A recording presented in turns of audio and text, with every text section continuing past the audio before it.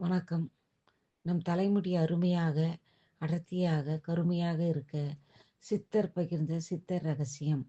நம்ம இப்போ வாழ்ற முறை அவசர காலகட்டத்தில சுற்றுச்சூழல் மாசுள்ள நிலையில தலைமுடிய நம்ம தான் மிகவும் கவனமாக பராமரித்து வரணும்.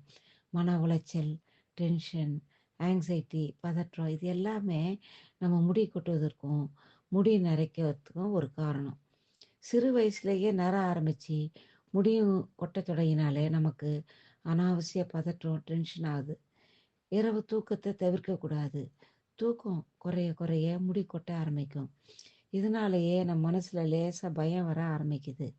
வாழ்வியல் முறை, அதாவது நாம் வாழும் முறையும் ஒரு காரணம். இயற்கைக்கு மாறானதை செய்வதை தவிர்த்து விடணும். நம்ம சாப்பிட்ற சாப்பாடு முடி கொட்டுவதற்கும், இளநரை ஏற்படுறதுக்கும் ஒரு காரணமாகுது. வாரத்துக்கு ஒரு முறை எண்ணெய் தேய்ச்சி குளிக்கணும். உடல் சூடு குறையும். உடல் வெப்பம் குளிர்ந்து பித்தம் தணியும். நம்ம உடம்புல பித்தம் சீராக இருக்கணும். தினசரி ரெகுலராக கீரை, காய்கறி, பழங்க, பெரிய நெல்லிக்காய் எல்லாம் சாப்பிடலாம். மோர் குடிக்கணும்.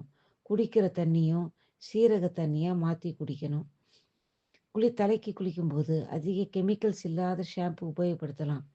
இயற்கையான சிகிச்சை மூலம் தலைமுடியை அடர்த்தியாக வளர செய்ய முடியும்னு அகத்தியர் குணப்பாடும் என்ற நூலில் சொல்லியிருக்கிறார். அந்த பாடல்: கையாந்த கரை சாறு 4 பழம் எடுத்து 2 பழம் குன்றிட மணி பருப்பு கலந்தரைத்து 1 பழம் எள் எண்ணெய் சேர்த்து காய்ச்சி சீலை வடிகட்டி தினம் பூசப்பா கிழவனுக்கும் குமாரன் போல் சடை காணும்.